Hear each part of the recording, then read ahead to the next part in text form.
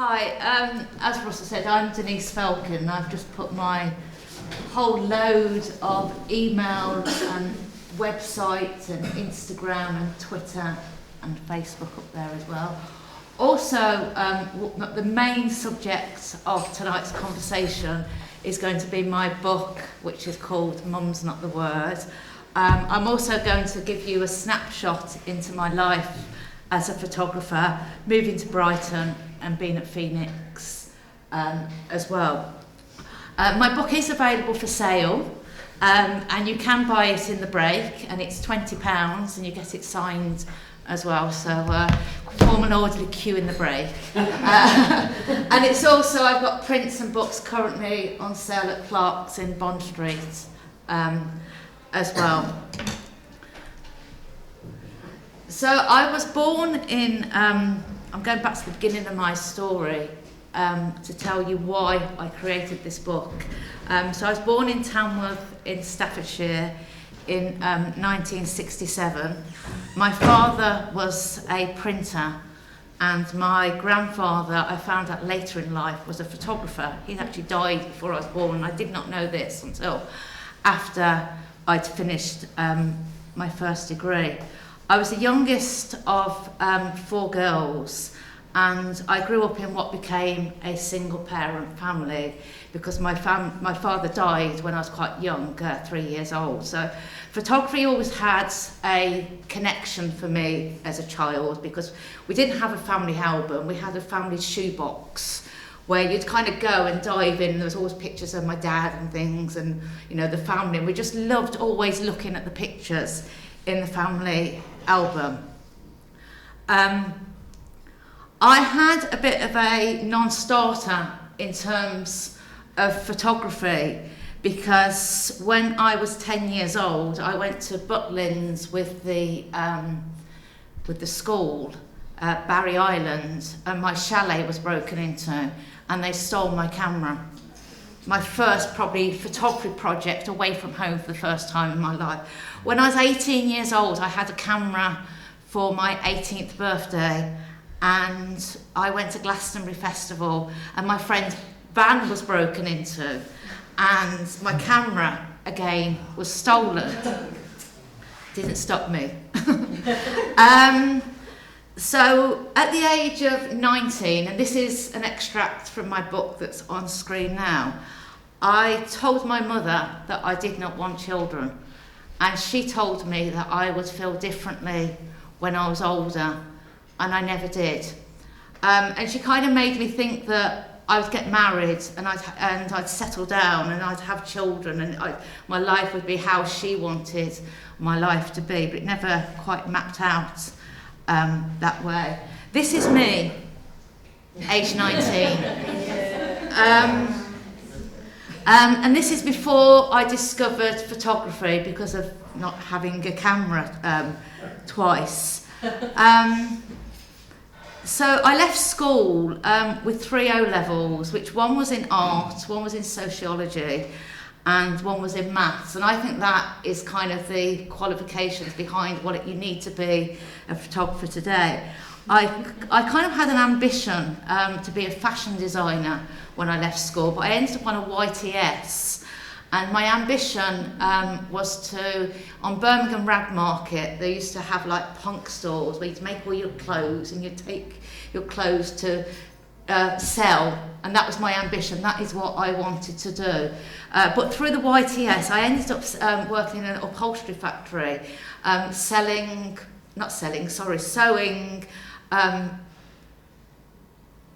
industrial chair covers, which wasn't very inspiring. So, but one thing that came from that YTS, someone said to me at one point, you should go to art college. And then about a couple of years later, a friend came round to my house and said, why don't you go to art college? And she brought some prospectuses round. So I had this interest in printing because growing up in our garage, because my dad was a printer, there was lots of paper and there was lots of lecture sets and things, and I just loved playing with them. I just was fascinated by colours and paper and lecture sets. So I decided to go back to college art college and do a course which was diploma in design for print and publication. There was lots of screen printing there and offset printing, which is what I thought I wanted to do. And that was then when I was at college, I discovered that I absolutely loved photography, and that was the career path that I wanted to do.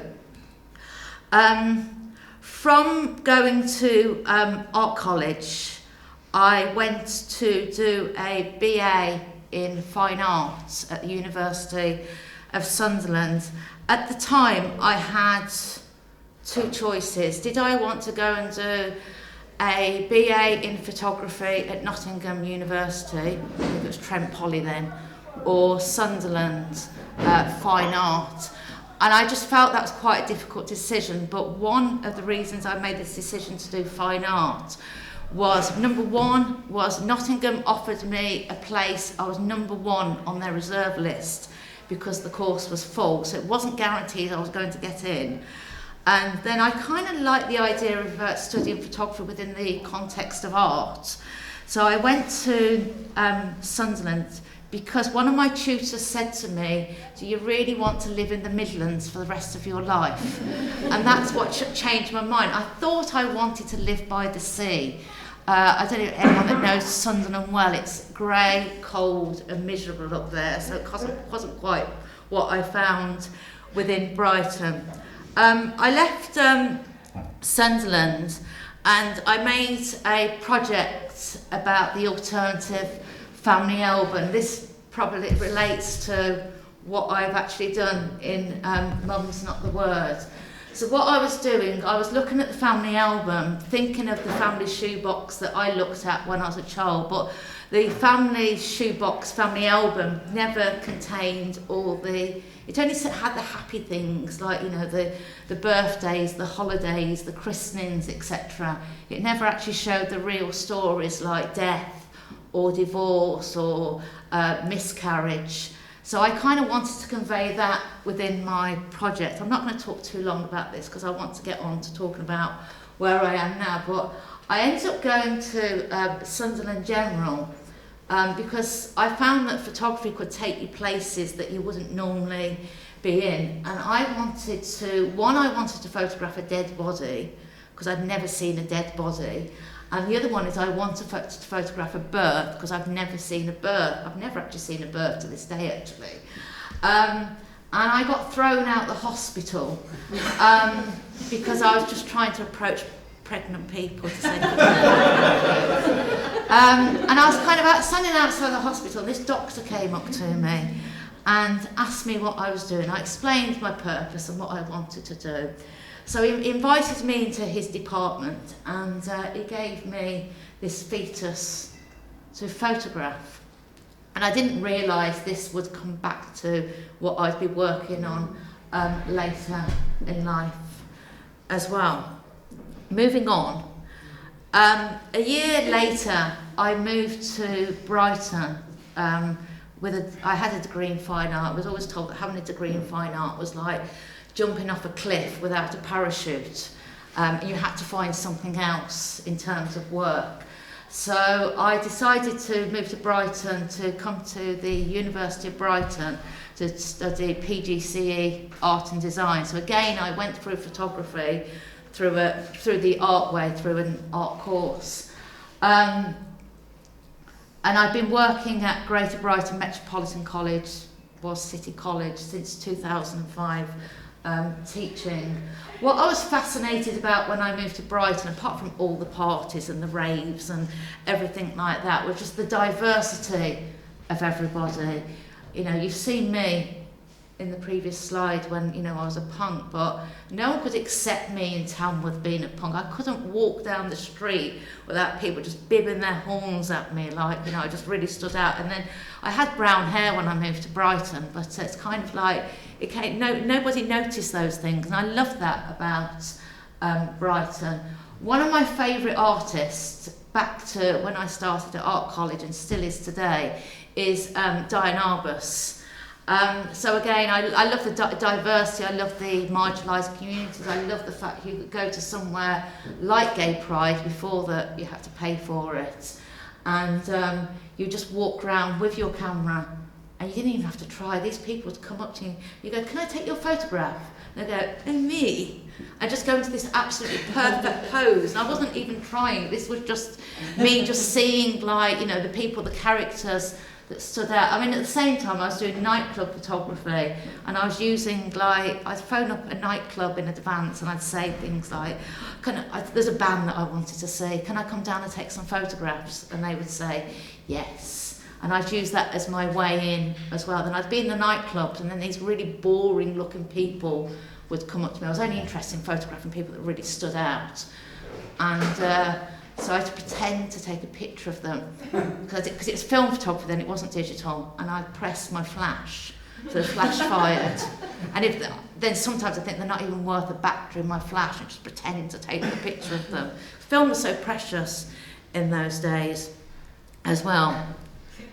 In 1996, I moved to Richmond Place, which is just next door if you don't know. And Phoenix is here, of course. I looked at Phoenix and I thought, I want a studio here. I sat on a waiting list for 5 years before I got my studio, where I've now been for 19 years. In 2001, I first got my studio. I thought, this is not Phoenix, this is Phoenix last week, not then. One interesting thing outside Phoenix, around about 1998, I was walking down the street on the way to the Duke of York cinema. I think I was going to see the film Photographing Fairies, and there was a massive rainbow just outside Phoenix, and the end of the rainbow was in the road. And I was gobsmacked. I never thought you could actually see the end of a rainbow. And I ran into the road looking for my pot of gold. I don't think I found it, but I did get my studio a couple of years after, so maybe that is it there as well. Whizzing forward to 2011, as I said, I work as a photographer, and I also work in education, teaching communities. So my first jobs when I worked at what was City College was to work with disadvantaged communities. So I worked at the Bridge Community Centre. I worked at something's just a neighbour here, Oasis, which is a project for women with substance and alcohol problems. I also worked at Phase 1, which is a homeless hostel in Brighton. And when I worked at Phase 1, teaching homeless people photography, they weren't really interested in making a project about homelessness. It came up many times, but they'd say, "No, I come to this lesson to escape my homelessness. I don't want to do that." So after about 5 years of working there, you know, the clients would change, and someone new came in, which is someone called Jennifer, who's in this picture now. And she persuaded me to make a project about homelessness in Brighton. Now, I've always thought, since I'd lived in Brighton, that it wasn't right just to go up with a camera and put a camera in someone's face when they're having a hard time. That wasn't the way to do it. So what I decided to do with this, because I was teaching and I managed to get some funding for it as well, is I distributed cameras and photography skills and photography teaching amongst 25 homeless people in Brighton. And we made a book which I self-published, which is about what it's like to be homeless in Brighton. I'm leaving it there. It's called Living Rough, Rough Living, and you can see the book on YouTube as well, because the reason I'm introducing this is because Jennifer crops up again in my photographs, and she crops up in my book. I'm not voting, no, so I'm getting the wrong one. Mum's not the word. So after showing my book, Living Rough, Rough Living, to the University of Westminster, I got a place on a MA photojournalism course, which started in 2012, and I moved to London. And I was still teaching in Brighton. I was still using my studio in Brighton. I always had this ambition that I wanted to live in London, and I did live there for 5 years. So when I started at university, first of all, what was amazing was they offered me a scholarship, so I didn't have to pay my fees, which I bought myself a camera out that money as well. But they encourage us to make projects within our own communities. So the first project was a postcode project. You had to get the A to Z, find your postcode. You could only photograph people on that page of the A to Z. So I was living close to a travellers community. And these were people that I'd met when I was working at festivals in previous years as well. So this is Ian, who's a welder, and he worked on the Olympic Games with a group of artists that were called Mutoid Waste Company, who I used to work with as well. Or we got Chris, because it was a working scrap yard as well.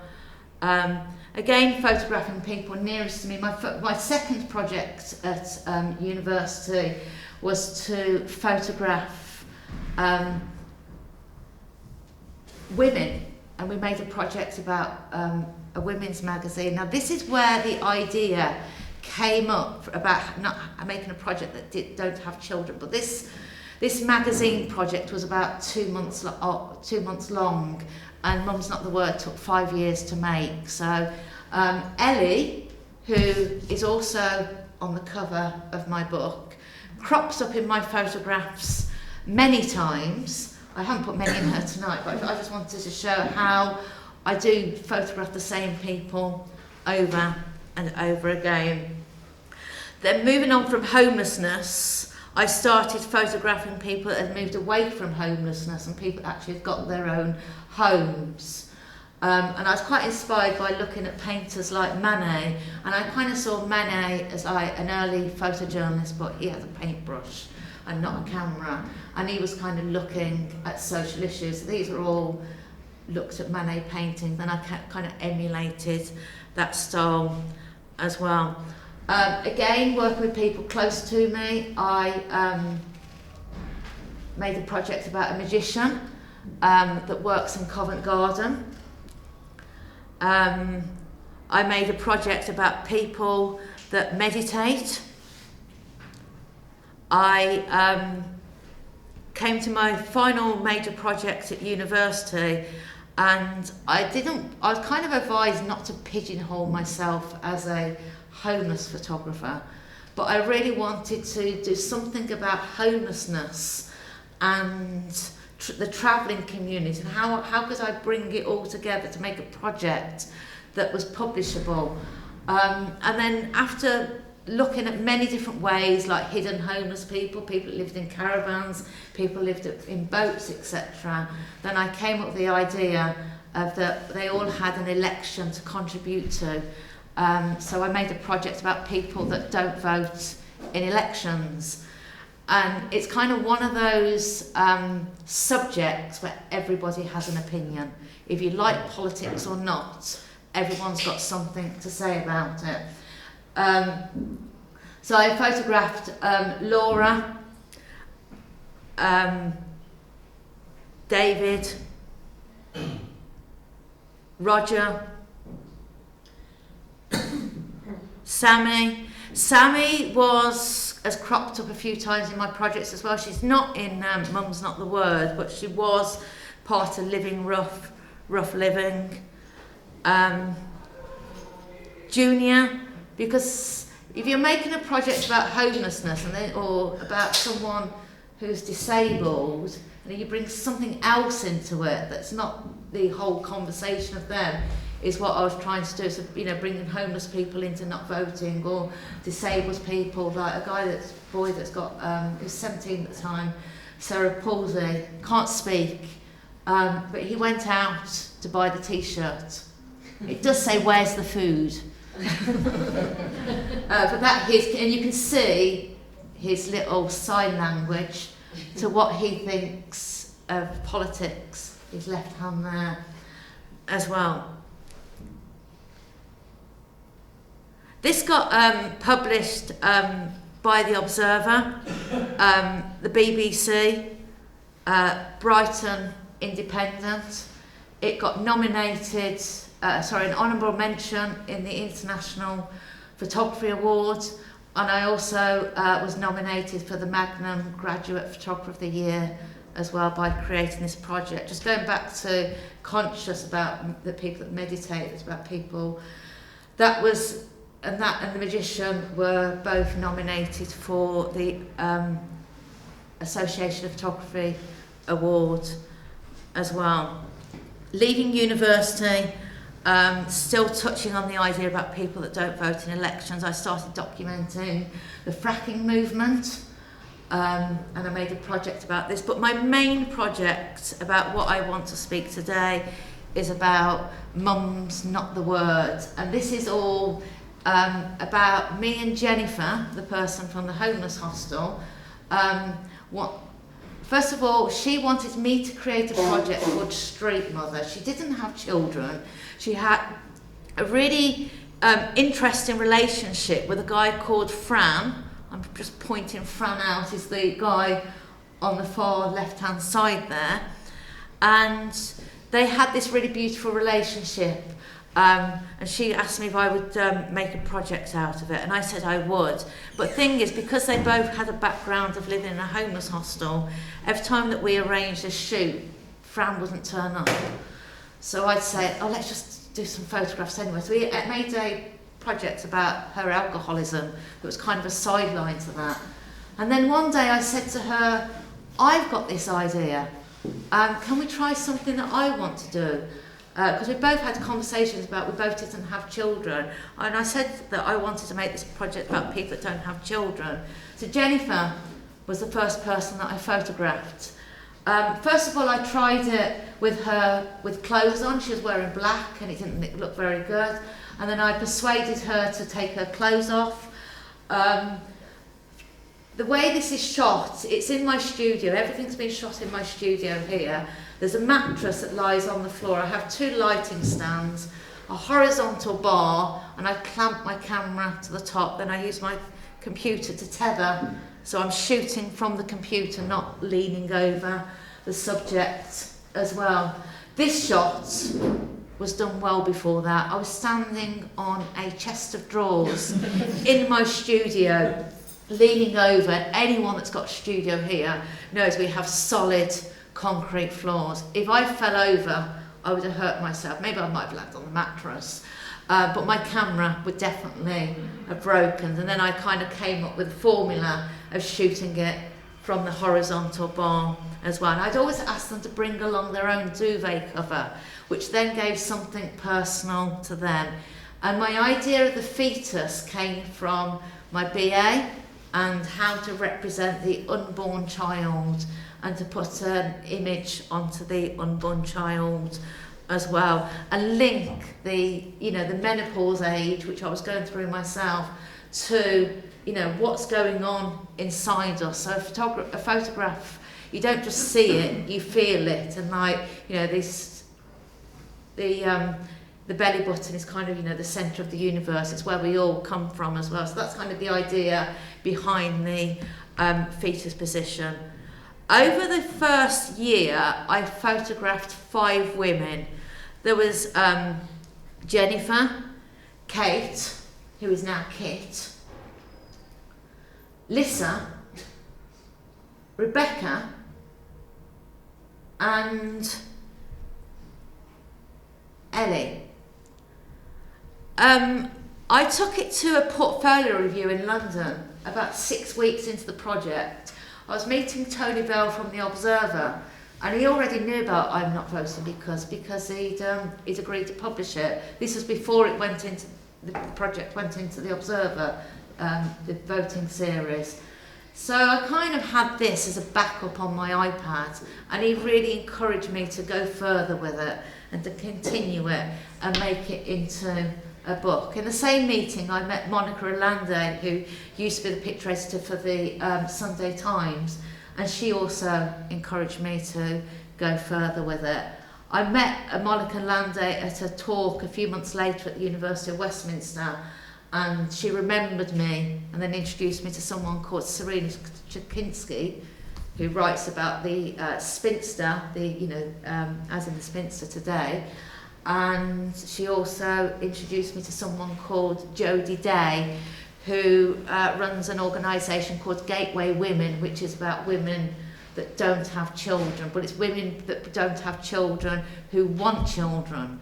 So we get different categories in terms of women, and it is men later, I'll come to the men later, but about people not having children. There's the childless, that's people that can't have children, but they really, really want them.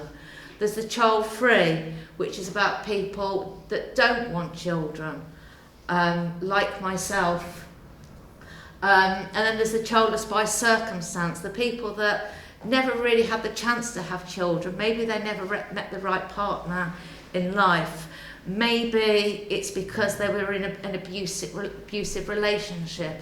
Maybe it's a medical condition that they never even knew that they had.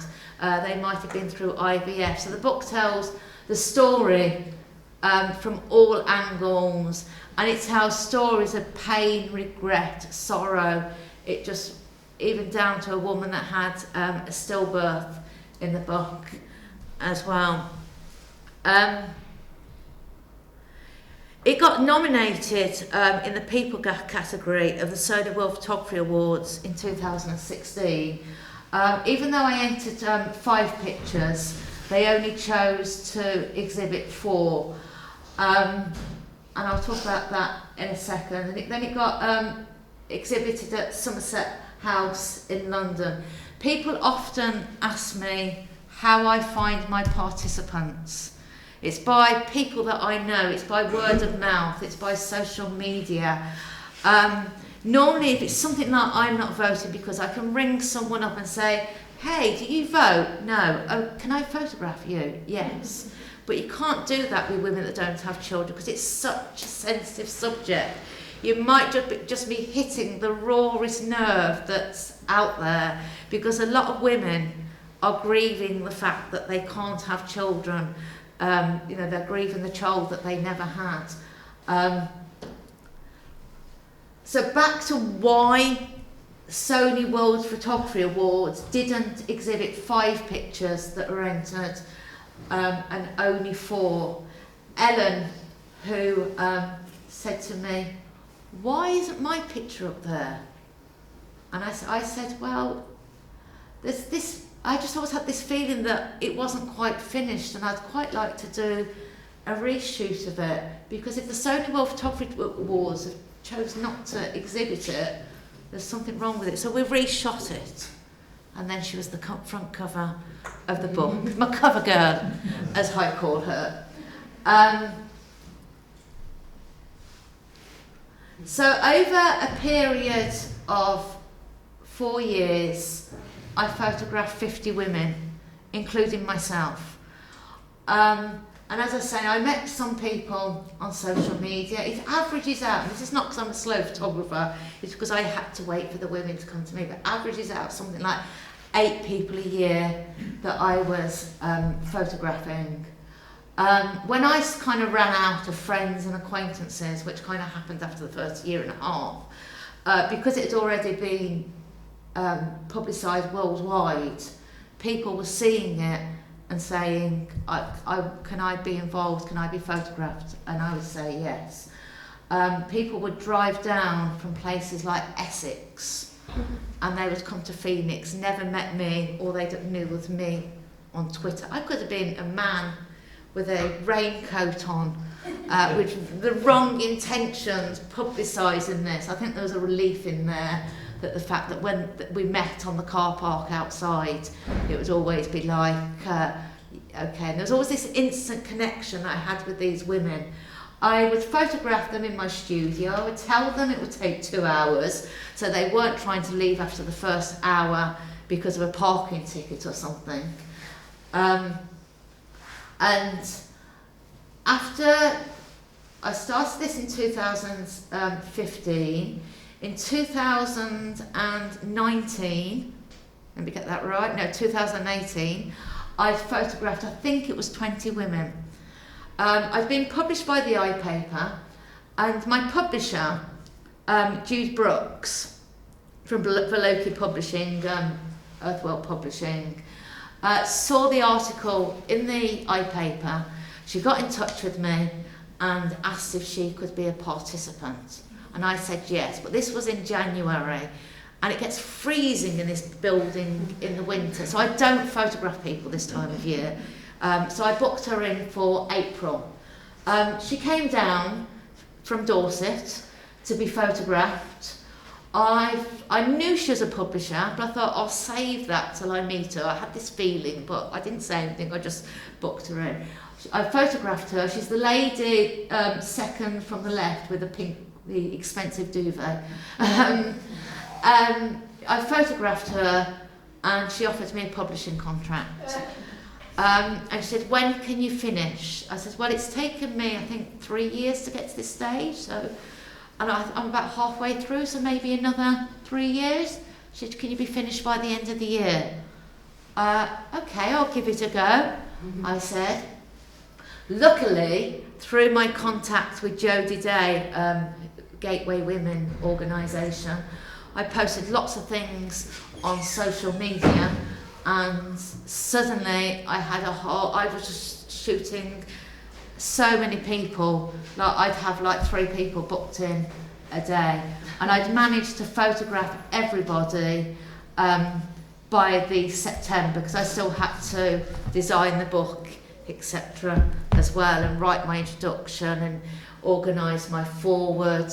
Now, when I'd photographed the nervous people, and there was a lot of nervous people, there was a lot of people that booked in and then backed out at the last minute. I could probably say probably about 2/3 of people, probably about 30 people booked in and then changed their mind at the last minute. Some people would come into the studio and they'd have body issues, and I kind of treated it like a life drawing exercise, where, because I'd done life drawing at college, that a hand can't look like a pound of sausages. A foot can't look like a stump. It had to look like a foot. So they might be bothered about their body issues, like big body, etc. And I'm fussing over a foot for half an hour, which kind of made them feel much more comfortable as well. So what I'd say to the strangers and to the nervous people, I'm going to be in it as well, I would say to them. But I was never happy with my body image either, because I've never been the photographer that puts yourself in the picture. I photographed myself once, I absolutely hated it. I photographed myself again, I absolutely hated it. It was September, I'd photographed everybody except myself. I was the very last person to be photographed. But what happened in those last 6 months, without delving into my personal life too much, I went through a relationship breakup, and I lost a little bit of weight, and I felt a little bit more comfortable about my body. And I actually got published by I'm the top left-hand corner. I'm not going to show you the big picture of me. You have to buy the book to see that. I'm the top left-hand corner there. Then I get published by The Guardian, my lifelong ambition to be in The Guardian weekend magazine. Whose pictures do they decide to put there? Mine. So to get your pictures in The Guardian, take your clothes off. I think it is. Mum's Not the Word has done really well in terms of awards and competitions. It's big, and exhibitions as well. Asides Phoenix, where I've exhibited many times at very different stages, and recruiting participants through open studios. People come into my studio every year, seeing the project develop and saying, how can I get involved? It's also been exhibited in Chelsea with 100 Heroines, which is kind of an initiative of what was the Royal Photographic Society, but it's now it's celebrating women in photography today. It's been to Blackpool, Doncaster, Barcelona, Athens. It's currently on exhibition in Bologna. And I think I have to put my glasses on now to see my... and Cologne as well. So for Sunderland. Sorry? In Sunderland? Not yet. Not yet. Never say never. I'm currently working on Dad's Not the Word, which is about men that don't have children, because all along people have been saying to me, what about men? And I'd be like, well, let's get to the end of the women without children first as well. Again, I'm taking a break because it's freezing cold in my studio. And I'll probably start it back up again, and it's about the light as well, being shot in natural light. But I've decided to position the men the opposite way around, because men have feelings too about not having children. I went to something called the Fertility Festival, Living Without Children Day, and there was a lot of men that stood up there and talked about how their wives had gone through IVF and how there was loads of support for their wives, but where was the support for men? And from that day, I decided that, okay, this is my next project. It's not going to be a book. I've learned a lot from it, from making a book. And I just want this one to be an editorial piece. Maybe further along the line, if it turns into a book, maybe it will be. But I just feel that just getting the story out there of men without the children as well.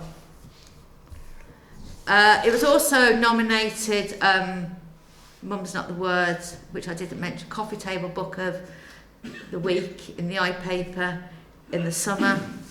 How am I doing for time? Well, more or less it, really. Is it? That's good, wasn't it? Yeah, what next? Aside finishing Dad's Not the Word, I'm as a photographer, it's quite hard to make a living out of my work, so I spend the majority of my time teaching as well. So I just want to plug a couple of things I have coming up. Number one, I have a documentary photography and photojournalism course starting at Greater Brighton Metropolitan College over the road on the 29th of February, which is 5 Saturdays, 10 till 1. And also, I have a portraiture course coming up here at Phoenix, starting on the 17th of March, I think, double check the dates, for 3 weeks as well. So both those courses cross over kind of my portraiture and what I've been talking about today. well, that's really good.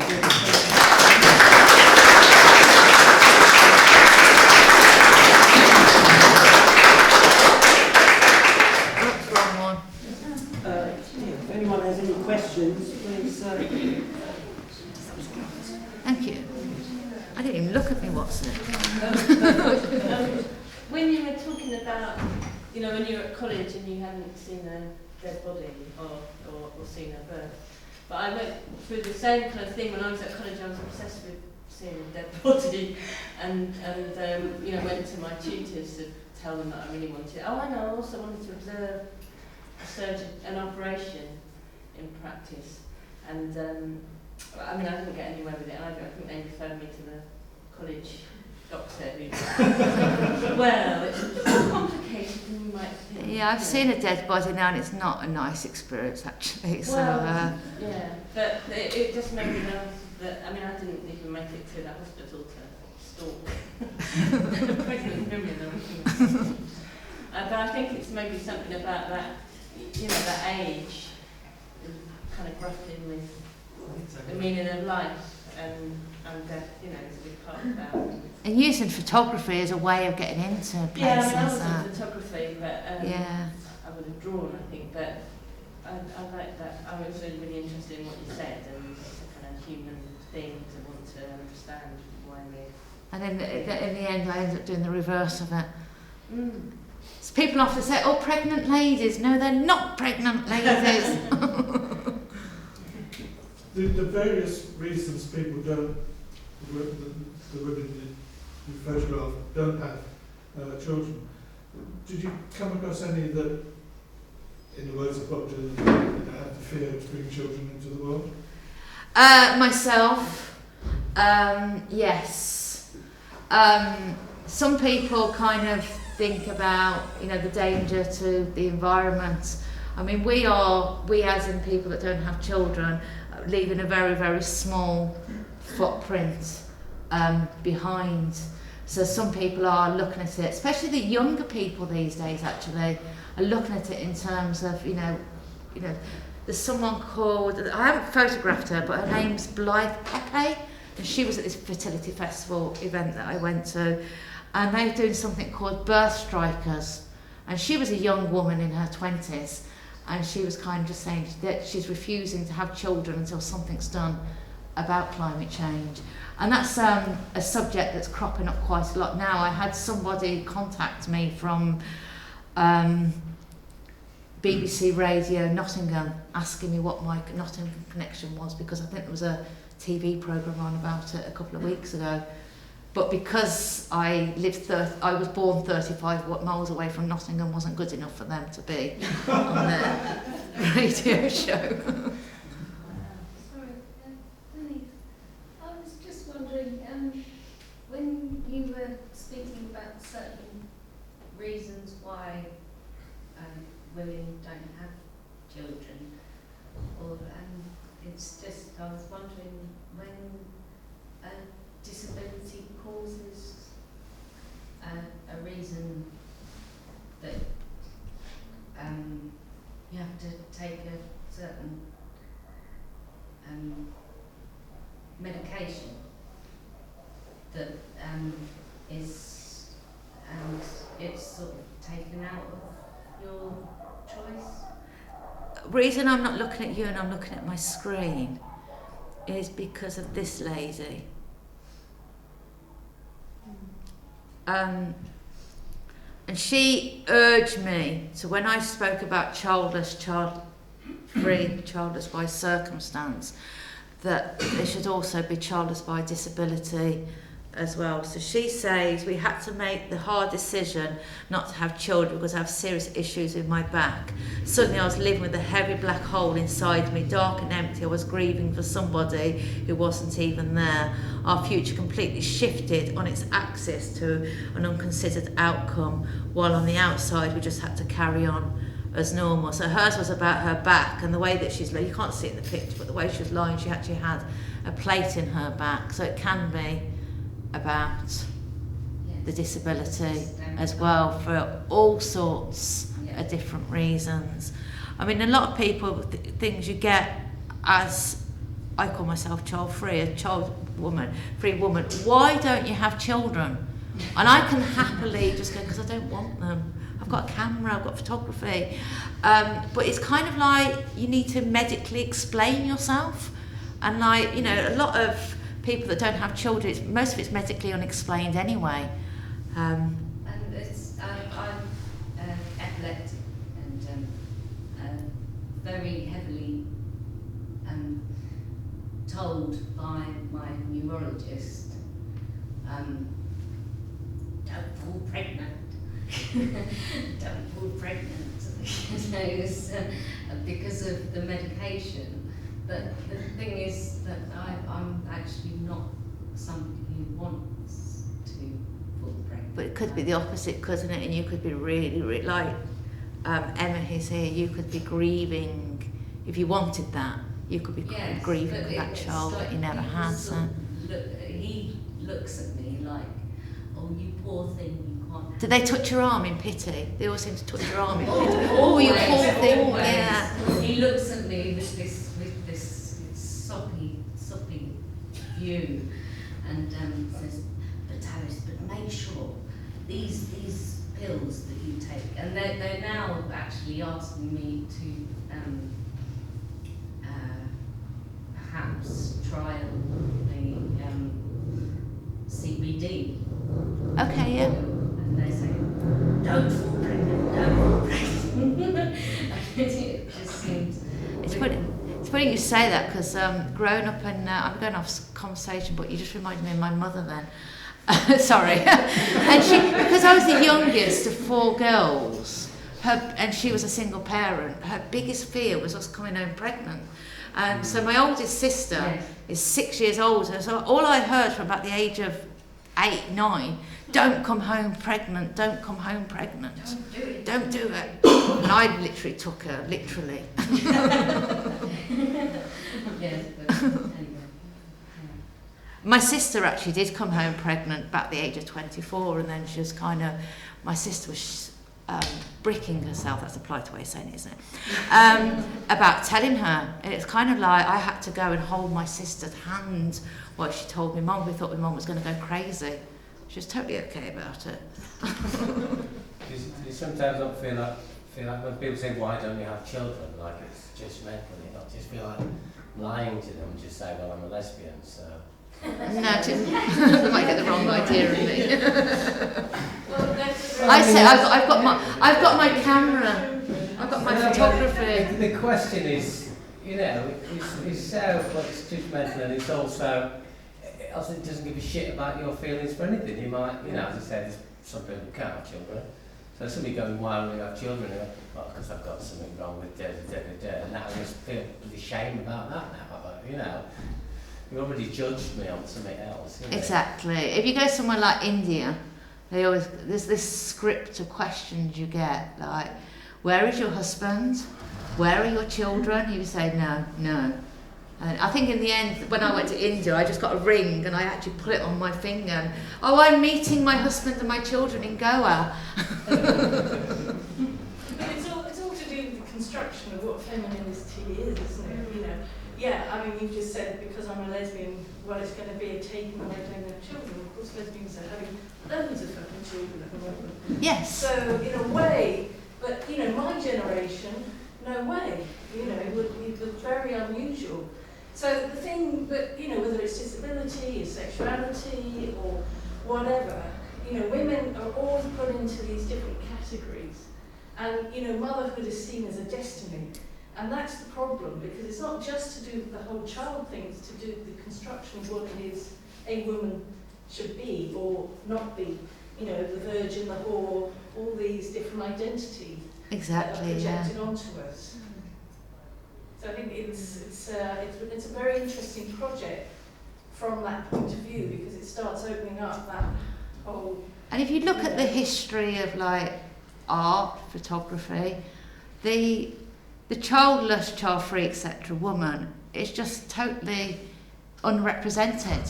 You've got like Frida Kahlo, and she had the dead fetus on her belly. Another inspiration by my project as well, because she lost a child, didn't she? Frida Kahlo did. She did, yeah.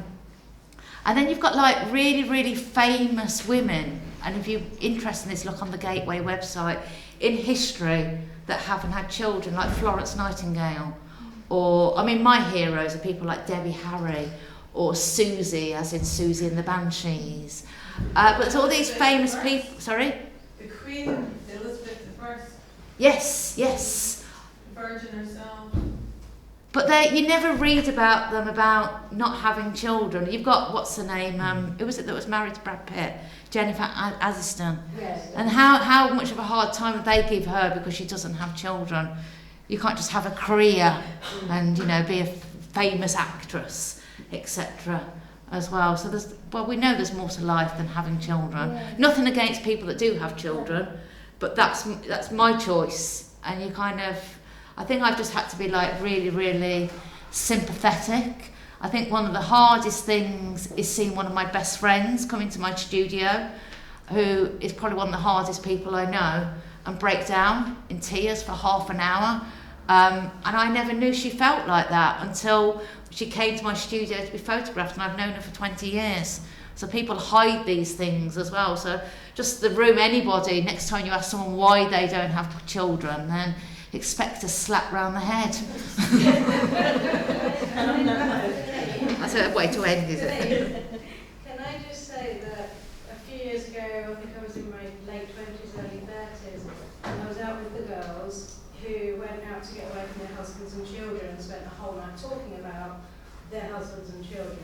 but a new woman joined, and everyone knew I didn't want children, and when they said, oh, you'll change your mind, it was like, no, don't even. And this new woman joined, she was like, oh, you'll change your mind, and everyone went, no, don't go there, it'll just get out of hand. And a little while later on, she said, oh, my husband and I, we're thinking about having another child. And I went, well, leave it a while, you'll change your mind. And it doesn't work the other way around. You know, they don't think anything about telling us that we'll change our minds and we will want children. But if we sort of dare to say to them, well, you know, wait a while, maybe you'll change your mind, you won't want a kid. Well, you don't ask someone why did you decide to have children? What's the reasoning behind that? Yeah, you can't ask that shit. Yes. Why not? It's worse the other way as well. Sorry, I'm at the back.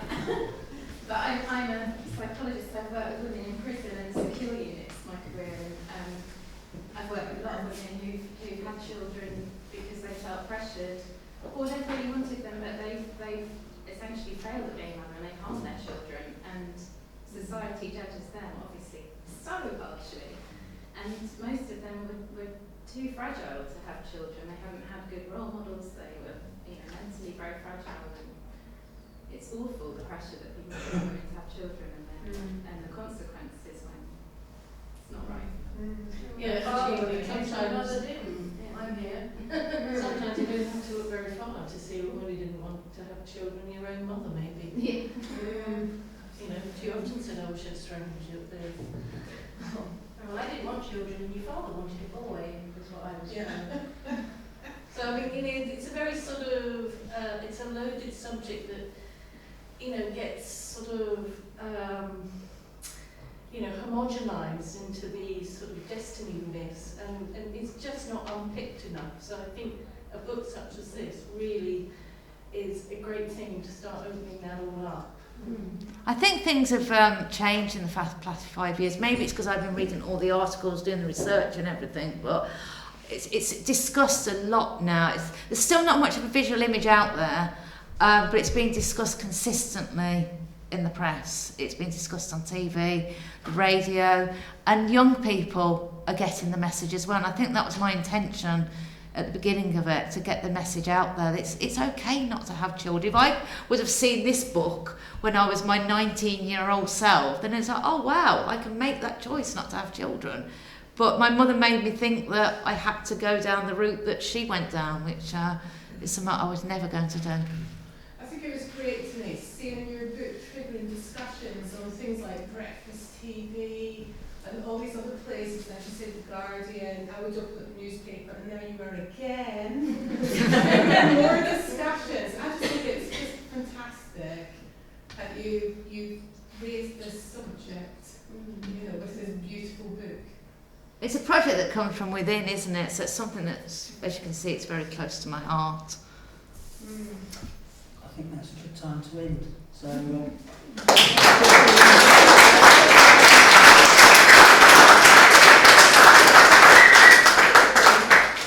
Thank you. Thank you very much.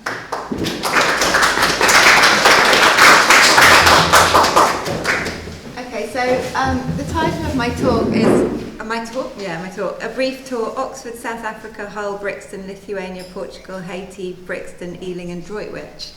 And this is a small selection of places that I'm going to talk about where I've made work in the last 15 years. But it's not everywhere, so I have missed some places out, including West Bromwich, so I'll have to talk about that another time. But there's something that connects all of these places, which is that they are all projects that have come from work that I've wanted to make, rather than necessarily responding to a brief or a commission. But I do both kinds of work. So I do work that's self-initiated, and I also make work in response to commissions and briefs. And I think that there's a really big difference, and it was really interesting when I met up with Denise when we were just talking about doing the talks. And she was telling me about how she worked and how it always came from her idea and what she wanted to make. And I said, well, sometimes it does for me, but sometimes I'm responding to a brief. And actually there's a really different level of investment, I think, and a really different level of how you make the work when you're doing it for yourself and when you're doing it in response to somebody. So I'm going to start off with Oxford. And this is going to be a lot of slides in a very short space of time, so please bear with me. And the first project that I'd say that I kind of did when I felt that I could call myself an artist, I didn't go to art college, I studied architecture, but I became more and more interested in practicing as an artist. And this project was called Parallel Worlds. And this idea came out of having grown up in Oxford, a city that is essentially hugely divided between the very rich or the very kind of highly educated, highly privileged, and people who live on estates on the edge of town who literally never go into the centre of town. So this project came out of that, and also out of a book by Philip Pullman where there was this idea of a kind of mirror between worlds, and that you could kind of somehow provide a view through from one world to another. And this map essentially shows the wealthiest and the poorest parts of Oxford, and was kind of starting point. And funny enough, after hearing from your project, the first thing that I did was a piece where I sent a camera around, and I asked people to just photograph their favourite view of Oxford. And the idea of it really was to get away from that stereotypical tourist idea of Oxford, and instead to think about what our favourite view of a city might be. So that was a kind of trajectory that started off around the city. And then at the same time, I was also kind of documenting these hidden histories of the city and these places on the edge of town where the architecture was completely what you wouldn't expect of Oxford. It wasn't kind of beautiful, ornate, Gothic, Cotswold stone. It was council estates, often really quickly built. Some of them were having to be knocked down because they were built as post-war kind of quick fixes, and big concrete infrastructure on the edge of town. So I sent the kit around, and I got a series of responses from people. And these responses became part of a piece of work that I made as a kind of permanent installation, which had inside the viewfinder was a kind of series of these images of other views of Oxford. So it was a kind of alternative perspective on the city, and it was sited in a big tourist kind of hotspot, along with this map that you could download, which would tell you where all these places were. And from this idea, I kind of got interested in the idea of alternative tourism, and I basically wrote and performed a bus tour of the city. And this is some children from the local school going on the bus tour. So the tour took you out of the city centre and out to Cowley Works, which was where the big car factory was. There was huge numbers of people who'd come to work in Cowley. There's this whole working class history of Oxford that nobody talked about, certainly not on the official bus tours. So I got the official bus and I organised the tour, and people came on it, and we went around and stopped at various places. And we went back into the city centre as well. And after I'd made that tour, Modern Art Oxford were interested in the project, and they were setting up a series of activities in an estate called Rose Hill. So they asked me to run the tour again with residents of the Rose Hill estate, which I did. And from that came the idea of doing a project in Rose Hill.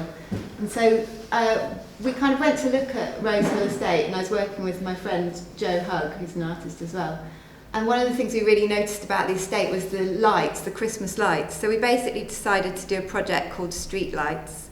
And we went and talked to people in the estate and asked them what their kind of favourite hobbies were. And from these, we designed this series of lights to go on people's houses. So these were some of the lights.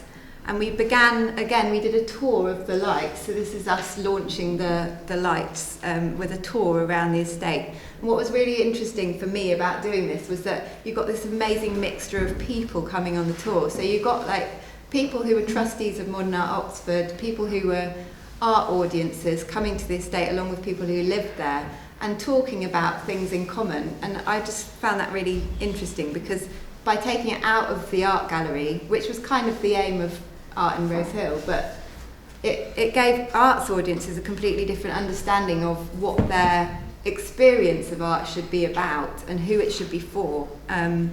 So that was kind of, this was a guy who collected Elvis memorabilia, so he had a giant Elvis on his house. I'm just going to skip over this one actually. So from that first project, I kind of was interested in working with people, but I was also interested in kind of untold stories and untold histories. And I'd sort of grown up knowing that I was partly Jewish, but not knowing a huge amount about that heritage, because my family on both sides were completely secular and had kind of not followed any of the religious traditions. But my dad had this whole archive of stuff that had come from his family in South Africa. So, and he had this photograph which was of his his father, Ben, that's his father, so that's my grandfather, and his grandfather, Wolf, is the man sitting down. And so that's that's my dad's grandfather, so my great-grandfather on that side. And me and my sister Becca, who's also an artist, were really fascinated by the story of them having emigrated from Lithuania to South Africa.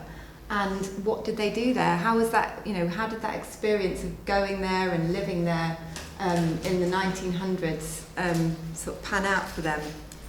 And first of all, we made a few pieces of work in Oxford, which were about kind of this idea of migration, and this was a piece that was based on the idea of lace making, but kind of tracking the interconnected lines. So as well as that family, another part of the family had come from Eastern Europe, from Belarus to England, and another part had come from Russia to Hull and then to South Africa. So there's all these kind of webs of quite interconnected journeying.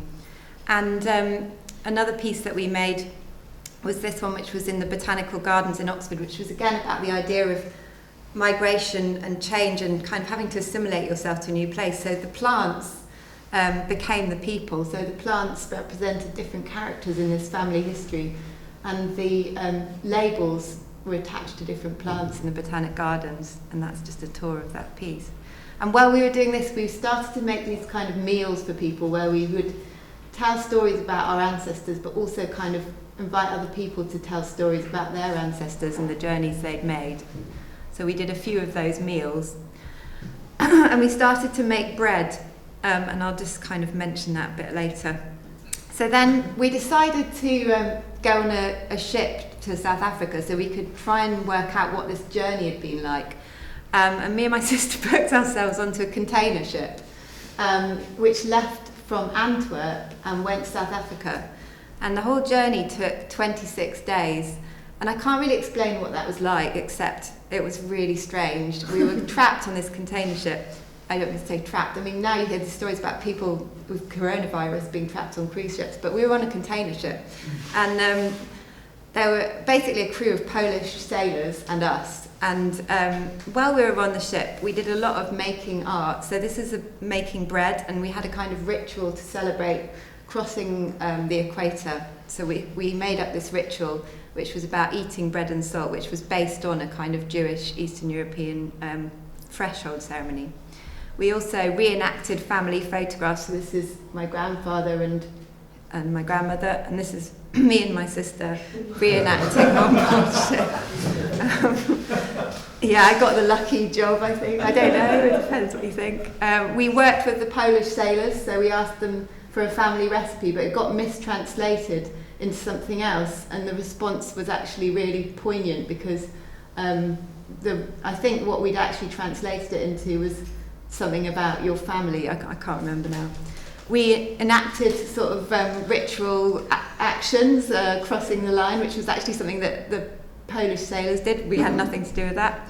And eventually we came to Cape Town, and we discovered that my great-grandfather had run this company selling salt. So we went and found the salt pans where he'd harvested the salt, and it was really a fascinating story. And we met a farmer who had these old photograph albums in his attic of people harvesting the salt. And it was also a really conflicted story because although my family were Jewish, they, in the kind of hierarchy of race in South Africa, they were, they were lucky, and they were actually, making wealth off the backs of others. So this became an inspiration for a piece which was called Don't Look Back, and this is a photograph I took, which then became part of an installation in the gallery in South Africa. And part of the idea of this piece is that it's about the pain and the difficulty of looking back at your family history, that it's not necessarily something, you know, you get sold this idea on TV that it's all about, you know, how great it is to find out who your ancestors were, but it's not necessarily that straightforward, because it raises lots of difficult issues, painful issues sometimes. And then we made a film on the salt pan, which was called Offere, which means offering, and we hosted a kind of meal. This is a short film, you can see it on Vimeo. And we hosted a meal for our ancestors. And they weren't there, obviously. It was kind of the idea that their ghosts were there. And we fed them beetroot soup and black bread, which are these kind of Eastern European Jewish staples. And yeah, it was kind of an amazing experience to make that film on the salt pan. And we then held the same meal again in what used to be the synagogue in the small town in rural Cape, where my family lived. And we invited people, again, we had this amazing mixture of people. We had people from the local town, and we had people who'd come from Cape Town who were artists and art curators, talking about their ancestors. And it was just a complete mixture of people and histories and heritages that they brought to that table. So this is some more work from that sort of period, where we made a suitcase for transporting our bread making kit with, and making the bread and sharing the bread became part of something that we did in every sort of exhibition that we made and every place we went to. And the next kind of exhibition that we did with the project was in Hull. So our family had also moved to Hull, and Hull was at the time a port of immigration to Britain. So millions and millions of mainly Jewish people from Eastern Europe coming to England were arriving at the port of Hull. And it was really, we met a historian who told us a lot about the history of Hull. And it was really interesting because our family had come there and then stayed there and opened a tailor's shop.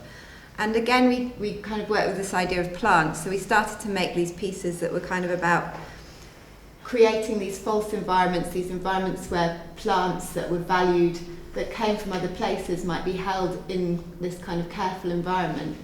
And this was, I think, was partly also to try and speak about the idea that we accept migrants in terms of flora and fauna from other places. We don't accept people. So we have plants in our gardens that come from all over the world, but when people come in from elsewhere, we suspect their difference, and I think that kind of comparison was just the beginning of us working more with plants, actually. We also made these pieces that were about our great-grandmother Edith and her kind of failed career as a pianist, and this was a piece called Farewell Concert. So when she left England for South Africa, she had a concert, and this was it's kind of a pretend recording of her final concert. And this was a letter written in wax. So she had this long correspondence with a woman called Dolly, and in the archive we had all these postcards from Dolly, and we didn't know who Dolly was. She lived in Hull, and we had no idea who she was. But the letters and the postcards were so sad, because she often said, "I miss you so much," and they obviously had this incredibly close affection with each other, but they were separated by the distance of England to South Africa, and at that time you couldn't travel, you couldn't just jump on a plane, so it became this kind of, the postcards became this story of a relationship. And from that piece we made a walking tour of Hull, where we invited people to come along and open these letters at points along the journey and read them out loud. And they connected to places in Hull, but also to these stories of kind of longing and loss about people migrating and leaving people behind. So that's one of the postcards. You can see it says Miss Perlman and it says Dolly at the bottom. And these are pressed flowers. So we were also kind of bringing in imaginary objects that they might have sent. And we ended at the docks in Hull, and we had a kind of toast to our ancestors there.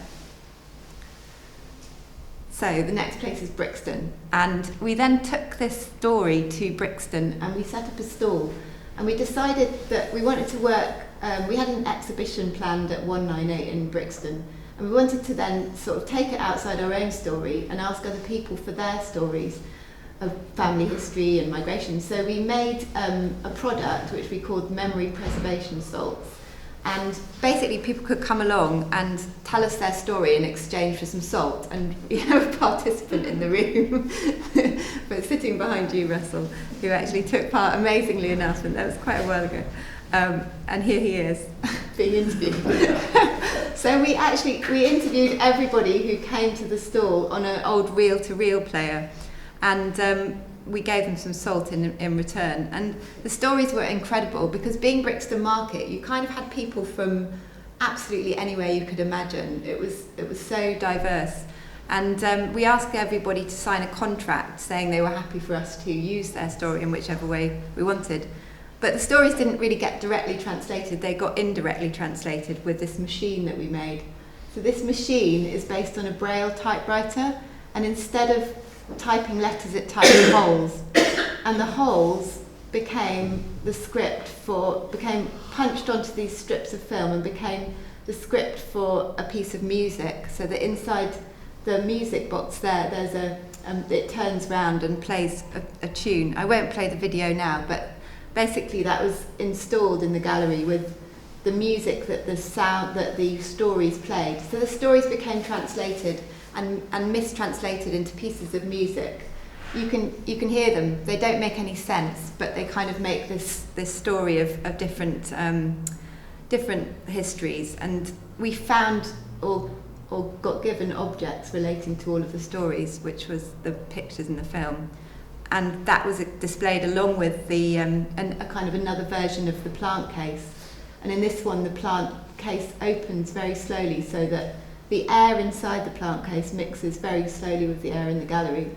So the plants have to adapt very slowly to the environment they're in. And we had another meal as part of that. And there we are again, and there's another participant sitting in the room from the meal.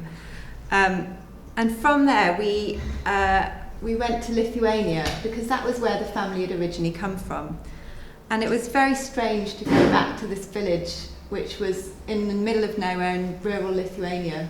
We didn't speak Lithuanian, and we managed to find somebody who could talk to us, and they said, we know where the graveyard is. So we went and found this graveyard, which had been where the Jewish community had buried their community before World War II. And we made a performance piece there where we shared bread and salt in the middle of the graveyard as a kind of offering to our ancestors. And it was quite strange to do that, because we knew that actually that entire community of that village had been taken to the forest and killed after our family had left, but there was no remains there, so this is just sprinkling salt onto a grave. And I think it was kind of very hard. It was hard to make any work there. We just did that kind of piece because it felt the right thing to do. But from working with salt, I started to kind of generate a new body of work with salt. And this was the next project that I did, which was in Portugal. I don't think I'm going to get through my full tour, by the way. I think I was a bit ambitious. But this is, so because I was interested in salt and the meaning that salt had in the Jewish kind of community and history and ritual, and then through Brixton I learned about other stories of salt, and somebody started talking to me about salt cod. So I started to get interested in where salt cod came from, and I learned that in Portugal they used to catch and salt the fish on board ship, and then they would bring it back and then salt it. And these were the salt pans that they gathered the salt at. So this is just very quickly flicking through. This is a map of the salt pans that I went to. And the salt became the basis of a series of new works which were about using salt to print with. So this was making salted prints. And what was really interesting about these is, so I'm kind of really interested in photography, but not as a photographer. I think I just like using photographic media as a way of working. And the salt in these pictures starts to distort the image because it doesn't wash over perfectly, and then you get this kind of distortion. So I also made an installation in a gallery in Portugal based on the salt. And the salt became kind of an obsession, and I then went to Haiti in the Caribbean as part of something called the Ghetto Biennale in 2013. And I worked with a Haitian artist called Maybelle Williams, and we made a performance using salt. And the performance is something called a veve, so it's a threshold ceremony. And we used salt, which was kind of against the rules of voodoo. So this was a voodoo ceremony, and we were doing it in a voodoo space. That's the guy who's called the Hugon, who kind of orchestrates the ceremonies. But by doing it with salt, it was this weird kind of crossover between my practice and Haiti and voodoo, and the idea of kind of crossing a line between the past and present, between the space we were in and the space beyond. So now I'm going to jump back to Brixton. So in Brixton, we'd been working with a group of African Caribbean elders, and we'd been kind of gathering ideas from them. And one of the things this became was a piece called the Brixton Conversations film. So we wanted to kind of gather their experiences, and we wanted to contrast people who had lived in Brixton for a long time with people who were new to the area.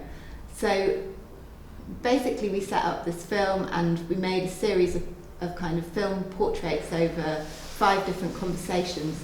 This is also on Vimeo. And what was really fascinating about this, again, was just the putting together of people who'd come from quite different walks of life, but could immediately have a conversation based on the shared place that they were in. They had this kind of thing in common, which was just this love for Brixton and wanting to be part of Brixton.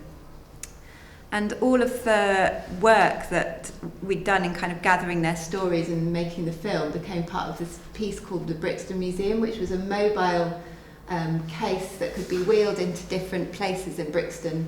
People could contribute their own kind of objects for the museum.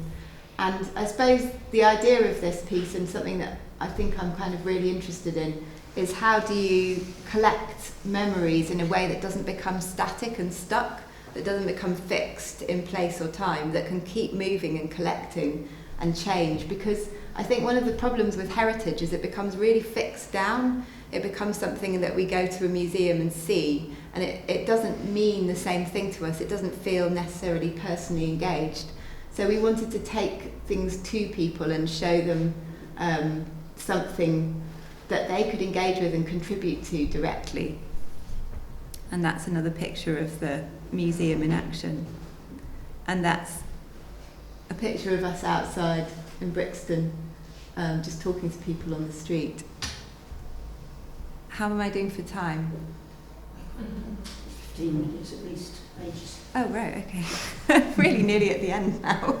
I think I'm really fast. Okay. That's good. So I'm going to talk about, I think, where did I get to in my list? I'm going to talk about 2 more projects. So one of them is in Ealing in West London, but it came out of the lace piece that I showed earlier. And I did that piece again in a gallery in the East End as a kind of residency. And one of the things that came out of that for me was that making a kind of, it wasn't really a textile work, but people thought I was a textile artist. And that was really interesting. And then I also made this piece, which was part of a kind of collection of my great aunt Nellie. And I embroidered the ones in the middle. They're based on something called Kensington silks, which people may have heard of. But these are kind of exotic kind of incomers to the collection. But anyway, because of that, people kind of thought that I was a textile artist. So I got invited to do a textile commission. And I had got quite a lot of experience doing work with textiles, but it was really new to me to use it in a participatory way, which obviously a lot of my work had been in the past. But this project was part of something called Making Suburban Faith at UCL. And the idea of the project was to find out more about how people in suburban parts of London were creative in the way that they celebrated their faith or their religion. And so the group came together in quite a kind of, I don't know how exactly it came together, but it ended up being, if you see in the top left-hand corner, a group of women who'd all come from Ealing, but who'd all come from other places, in fact.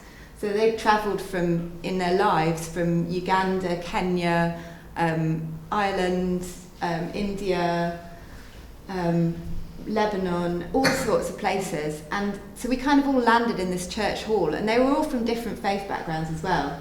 And we started to tell stories to each other about our migration stories, as well as family stories, as well as their faith, or their different journeys in life. And that became this kind of series of words that are stitched along the white lines you can see in the image. So they became these kind of poems or prayers that people stitched, and they also stitched these kind of bookworks. And what was really interesting and quite challenging for me about this project was that up till now, everything I'd done, I knew exactly what I wanted to make, and I just got other people involved in the project of making it or contributing to it or taking part in it. But with this, they kind of took over and they really wanted to author it, and I just felt like, yeah, that's the right thing for them to do, because it was their project, and I felt really in this one that my role was more like a facilitator. But as an artist, I found that quite difficult, I have to say, to kind of let go and allow other people to really push their voice forward. But it was these are some of the women sharing things that they made at the beginning of the project. And it was really lovely because basically they had this hugely common interest in stitch and in embroidery and in making, which overrode everything else. And that's us sitting around sewing and talking. And that's an installation of the final piece. That's at Phoenix.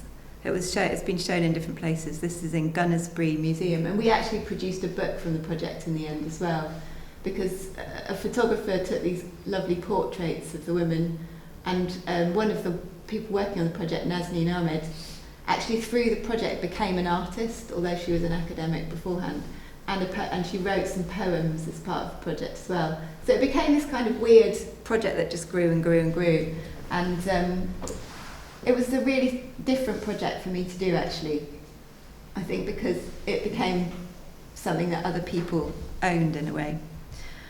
And the final project I'm going to talk about is in Droitwich.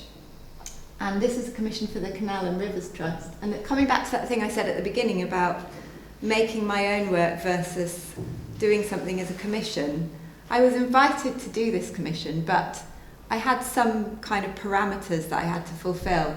And one of the most challenging things about it was that I had to work with the local community, but the local community had a really fixed idea of what they wanted as a public artwork. They wanted a sculpture in town, and I had to work extremely hard with them to persuade them that instead they were going to get a mobile sculpture on a boat that was going to travel up the canal to Droitwich and be as part of a festival. So basically what the project became was something where I did kind of have a vision and I wanted to share it with them and engage them, but I had to, in the end, kind of work very hard and get them on board. And then I worked with an amazing crew of volunteers from the Canal and River Trust who run these old heritage boats, and we did a 3-day journey by boat up the River Severn and then along the canals, and we brought this sculpture in the salt. And I haven't explained it very well, but the story of the salt was that Droitwich was a massive exporter of salt. It had salt brine and it used to export hugely, and this is just completely finished. And I wanted to bring the salt back to Droitwich. So this is salt that comes from all over the world coming back to Droitwich as a kind of gift. So we came up the canal and then arrived at Droitwich and unloaded the sculpture and all of this salt. And you can see it's bagged up with bags with the different countries it comes from. And that's, you can see, that's quite a way into it. But we then had the Mayor of Droitwich and 2 local kind of important people pour salt into the sculpture. So the sculpture was designed so you could pour into it.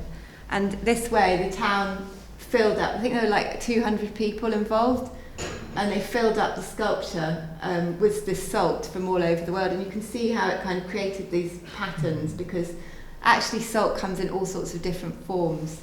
It can be lots of different colours depending on where it comes from. Where's Droitwich? It's in the West Midlands. I did that. I've nearly finished anyway, and then you can ask me about Droitwich. So I just wanted to finish a bit by saying some of the things that I think my work's about. But this isn't all of my work, it's a small selection. And by doing this talk, what I realised is that, you know, in the last 15 years, I've done a huge amount of work, and I've not really spent a lot of time reflecting on it. So it's really, really interesting to stop and think about it. But I think one of the things I'd say is that it's not specific to any media, so I just work in whichever media works for the project. I'd say it's kind of more conceptual, but it's usually working with people in public spaces. It can be performative, it can be ritual. I do sometimes do installations. I think it's about place and journey, but also about identity, and about these kind of different ideas of heritage and inheritance that can be really troubling, that they're not straightforward, they're not these kind of things that people would like us to believe. And I think more and more that's what I want to unpick and kind of not allow these safe ideas of the past, which I think now are being used in a very, very political way to try and sell us an idea of nostalgia. So that's a bit about my practice. I think I'll finish there and you can ask me any questions.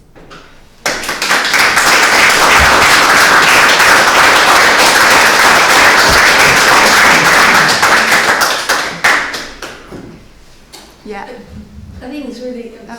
She had a hand up I've first. got two questions. Yeah. One, you know, the house full of salt, or the kind of factory full of salt, was the mobile sculpture. And what happened to that once it had been filled with salt? And Oh, it's now in... So one of the guys in the photograph was restarting a salt business in Droitwich, and it's now in his barn, which is a public space. It's a cafe. So it stayed there, actually, which was nice. Yeah, and the other question then was, you know, how did you persuade the people of Droitwich that you know, it was all right to have a mobile sculpture and that they weren't going to get their solid statue? So I held a public meeting in the council, in the kind of whatever it was, the official room that they have, and I gave them a talk about it, and then I invited their thoughts on it, and I said, you know, how would you like to change the project? And they gave me some of their ideas. And in the end I said, I'm going to compromise a bit, but not completely. So I did compromise a bit. In what? In what way? In making something that could remain... Well, basically I got that guy involved, and he brought the Droitwich salt into it, and we made it into a big kind of selling point for his, you know, for the restarting of salt in Droitwich.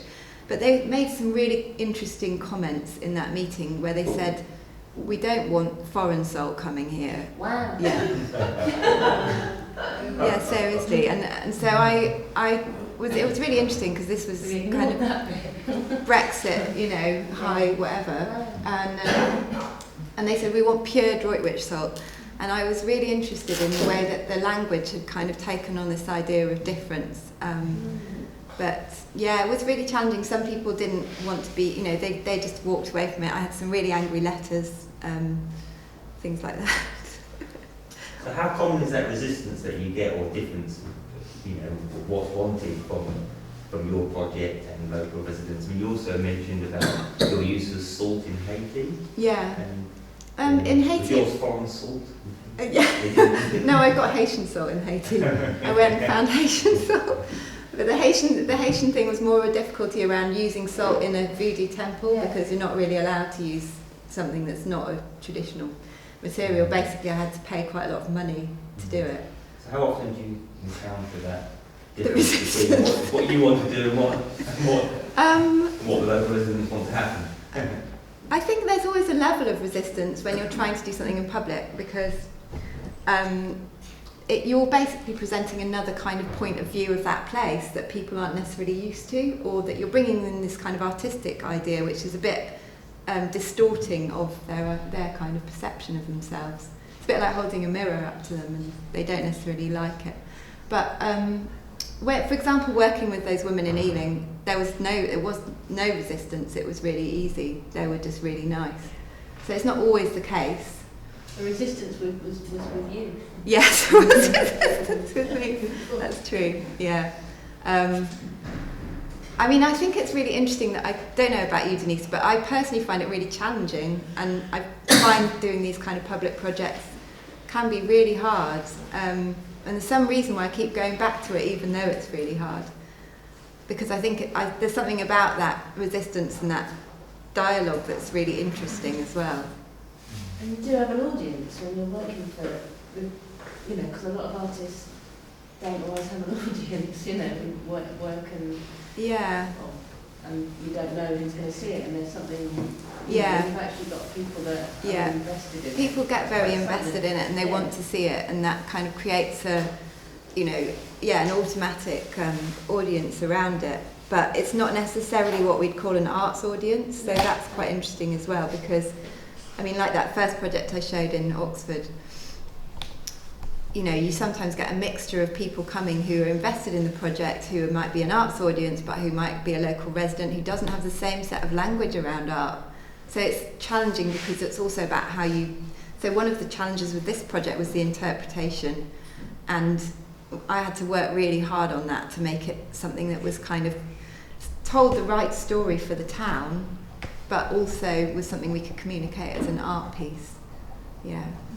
I mean, I think it's really important what you're saying about, you know, how we, you know, look at our past and how we, you know, make it visual in a way, well, not just visual, conceptually and so on and so forth, but because David Langley did an amazing documentary on Channel 4 called Unremembered, and, you know, it's basically about the soldiers not getting, you know, African soldiers not getting the memorial that the white European soldiers got during the First World War. But one thing that always stuck with me is that we can't do anything about our history, but we can do something about how we memorialise it. And in a way, like, I think that's something that's very powerful about your work. Thank you.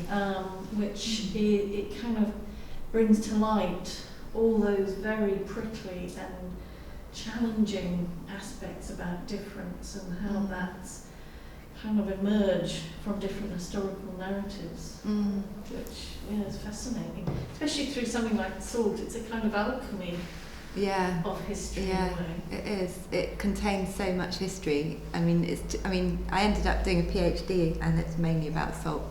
Wow. It's just, there's so much you can write about it and do about it. It's kind of, it's quite endless. Although now I'm trying to move away from it, because you know how you get stuck in one groove and then you kind of feel like, oh, I need to do something different now.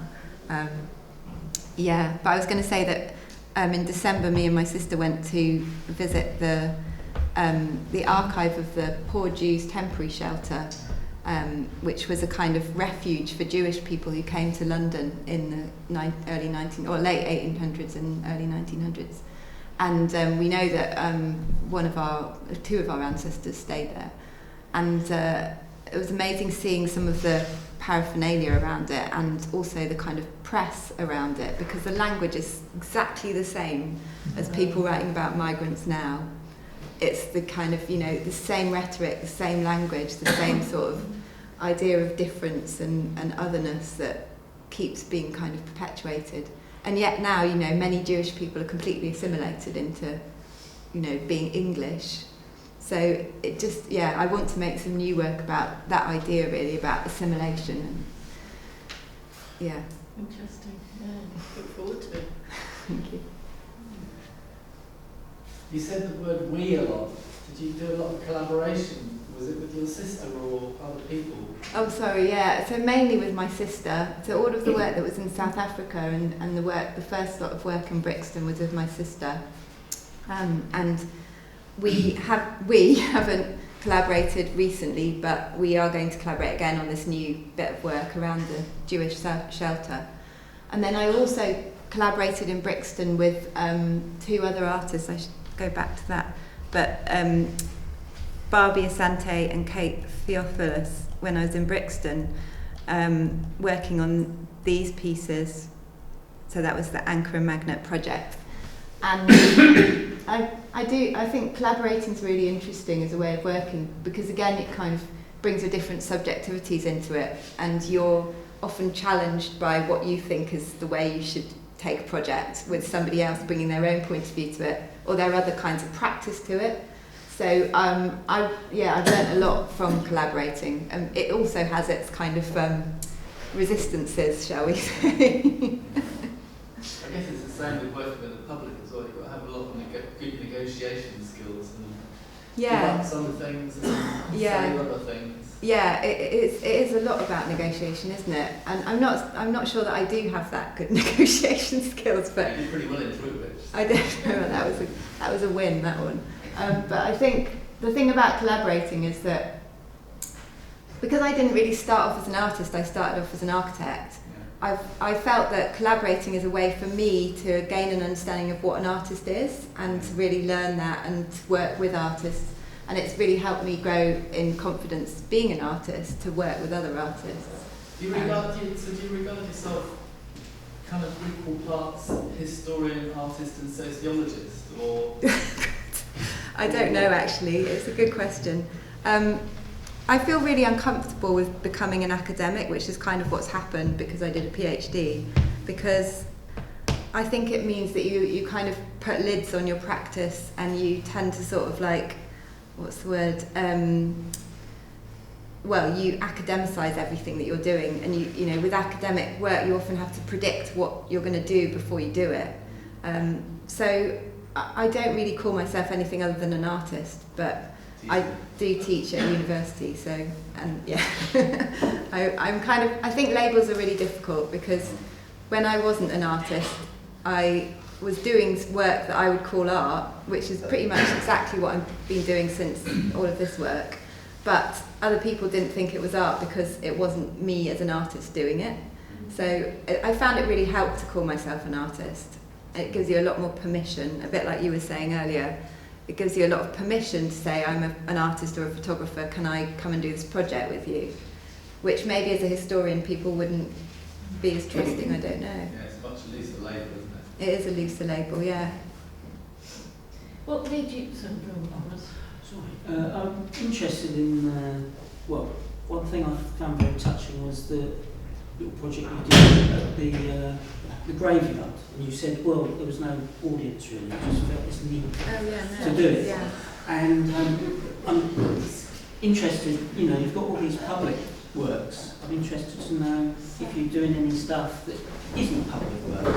Yeah, no, absolutely. I mean, I do, but in a way that's kind of like a secret practice. Yes. So, that sounds a bit weird. So it's secret, Russ. It's not secret. I mean, I've shown work I've shown stuff that's not public as well, especially some of the work with me and my sister. It's not been public, it's been work that we've just made ourselves. And I think the thing about that work is that, I don't know, I think it feels really different because I don't make it for an audience, I make it for myself. So it doesn't necessarily demand to go out there in the world. Yeah.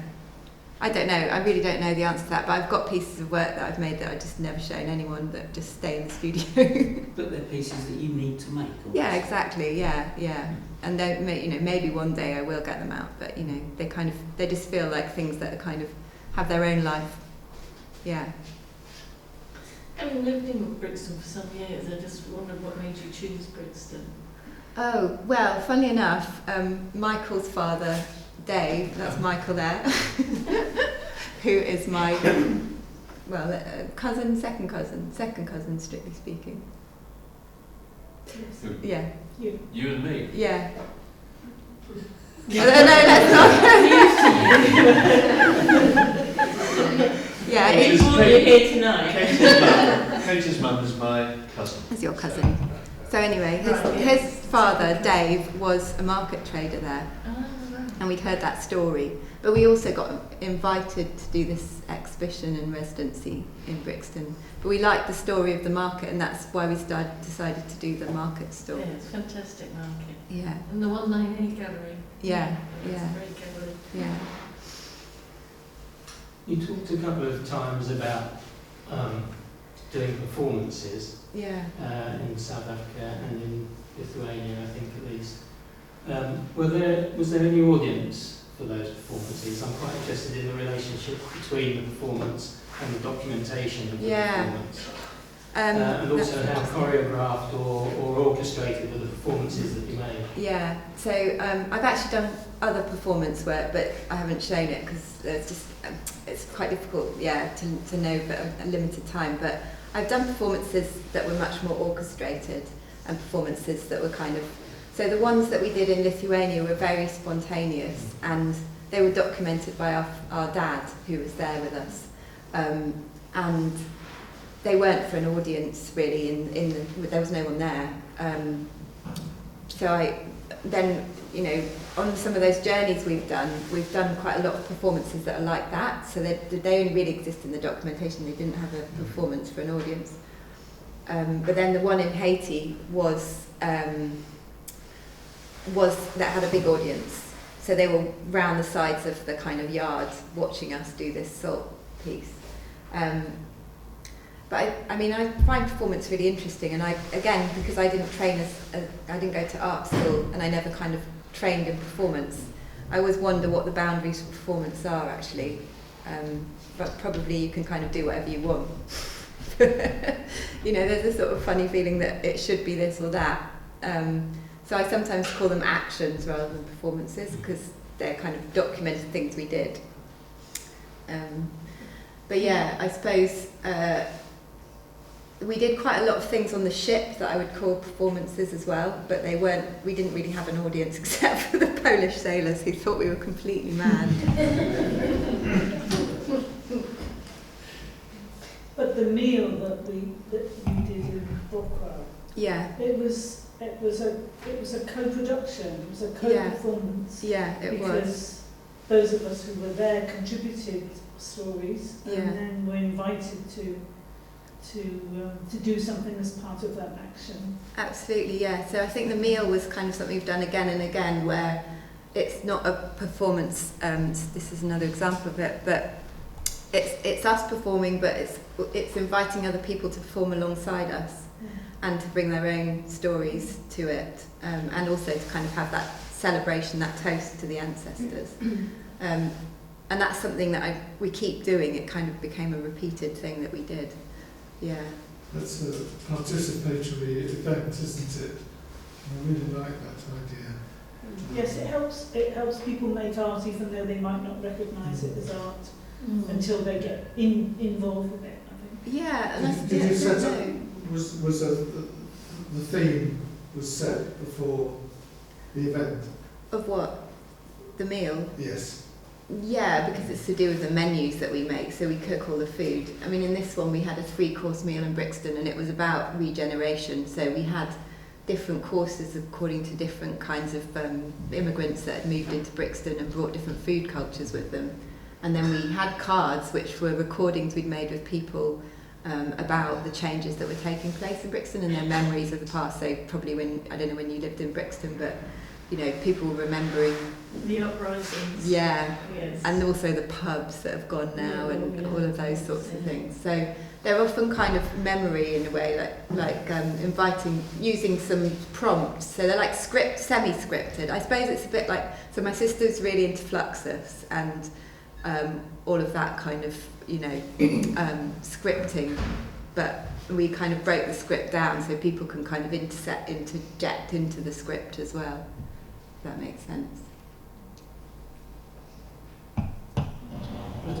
The meal that we went to, which is not this one, it was the open air one, you spread quotations from the people that would come to see you, taking recordings from in the market. Yeah. Spread those around the table, so at various points in the meal, so right, time for another piece, who's going to read the next piece, and if it was your turn, you picked up a piece where you didn't know what was on it, been contributed by somebody else. You read it out, and then people discussed it, people threw in experiences of their own that echoed it or contradicted it, or whatever had come up in that little extract that you'd shown. I don't know if there's some bits of paper on the table that you can see there. Sort of, yeah.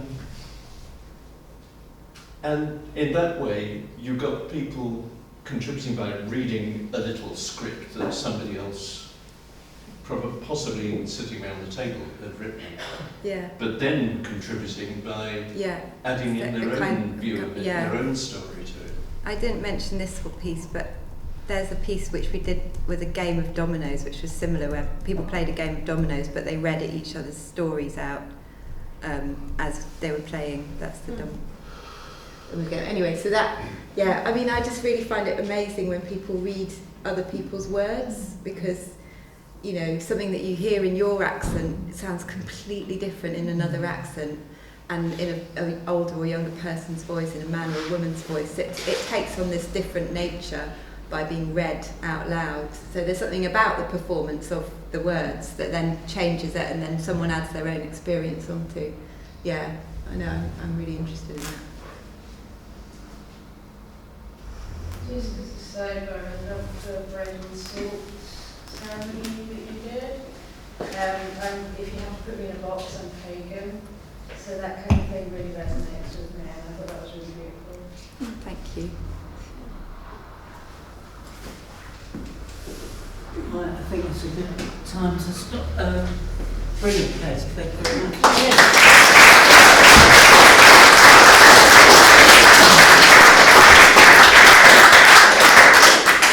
Thanks all for coming. I mean, two artists who've done, I think, important work for people. That's what's so great about this, you know. I mean, really, you probably change lives, what you're doing, and I think that's just, what more can you say? Fantastic.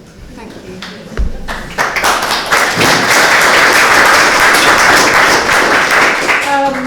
Yes, just to underline and thank you all for coming tonight. The next spotlight is the 16th of March with Bernard Mills Part 2 and also Warren Fleece. Please. Yeah. So do come along to that, and also remember that of course all these spotlights go onto YouTube, so if you miss them, they're there to catch up with. And the last thing is just a housekeeping thing, which